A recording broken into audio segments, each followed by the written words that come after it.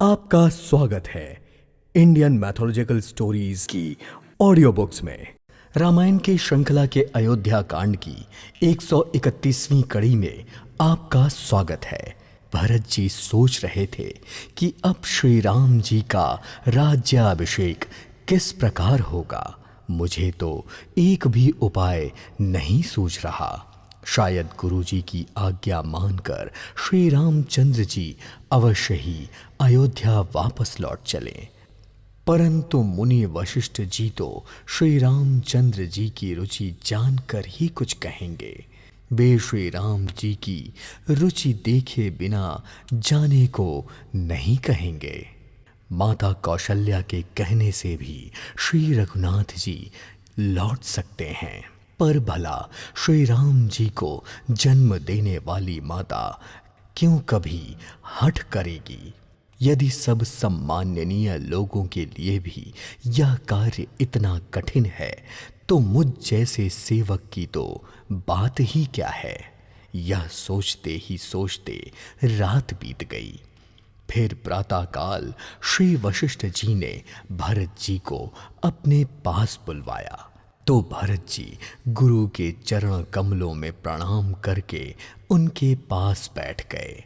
उसी समय ब्राह्मण, महाजन, मंत्री आदि सभी सभासद वहां आकर एकत्रित हो गए।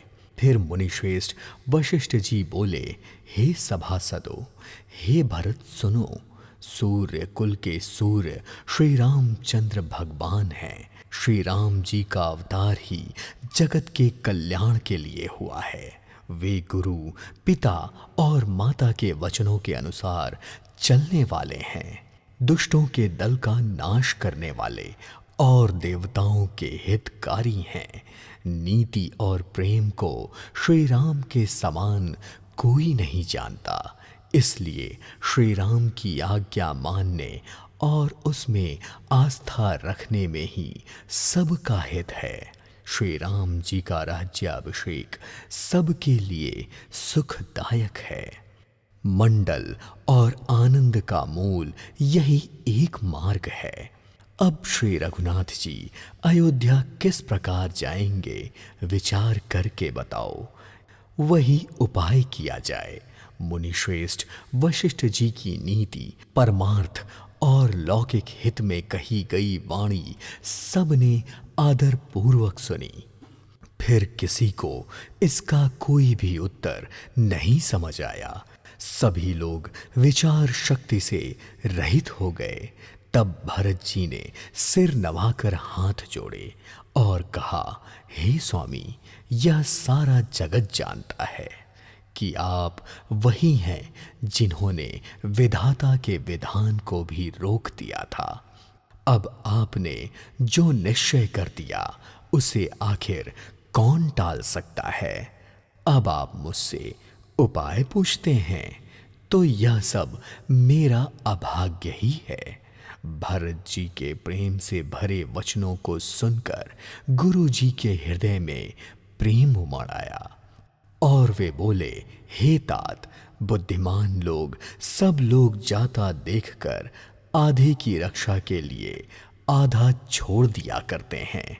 इसलिए तुम दोनों भाई भरत शत्रुघ्न वन को जाओ, जिससे लक्ष्मण, सीता और श्री रामचंद्र को अयोध्या वापस लौटा दिया जाए।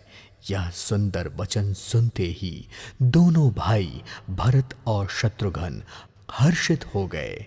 उनके शरीर में तेज ऐसे सुशोभित हो गया मानो राजा दशरथ जी सिंहासन से उठ गए हों और श्री राम जी सिंहासन पर विराजमान होकर राजा हो गए हों।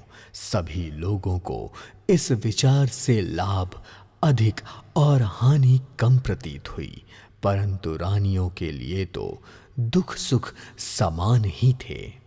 राम लक्ष्मण वन में रहे या भरत शत्रुघ्न, दोनों स्थितियों में तो दोनों पुत्रों का वियोग तो रहेगा ही।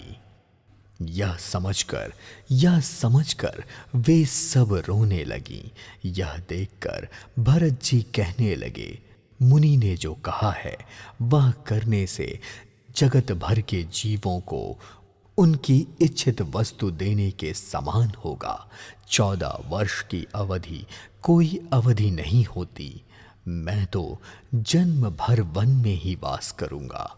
मेरे लिए इससे बढ़कर और कोई सुख नहीं है। श्री राम जी और सीता जी सबके हृदय की बात जानने वाले हैं और आप तो सर्वज्ञ हैं। यदि आप यह कह रहे हैं तो हे नाथ, आप अपने वचनों को उसी प्रकार से पूर्ण कीजिए। मुनि वशिष्ठ जी की अंतरात्मा को भरत जी के वचन बहुत अच्छे लगे और वे समाज सहित श्री रामचंद्र जी के पास आए।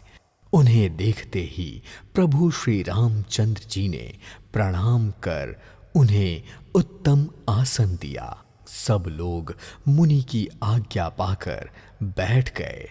फिर मुनि काल और अवसर के अनुसार विचार करके बोले, हे धर्म, नीति, गुण और ज्ञान के भंडार राम, सुनिए। आप सबके हृदय के भीतर बसते हैं और सबके भले बुरे भाव को जानते हैं। जिसमें पुनर्वासियों का, माताओं का और भरत का हित हो, आप वही उपाय बतलाइए।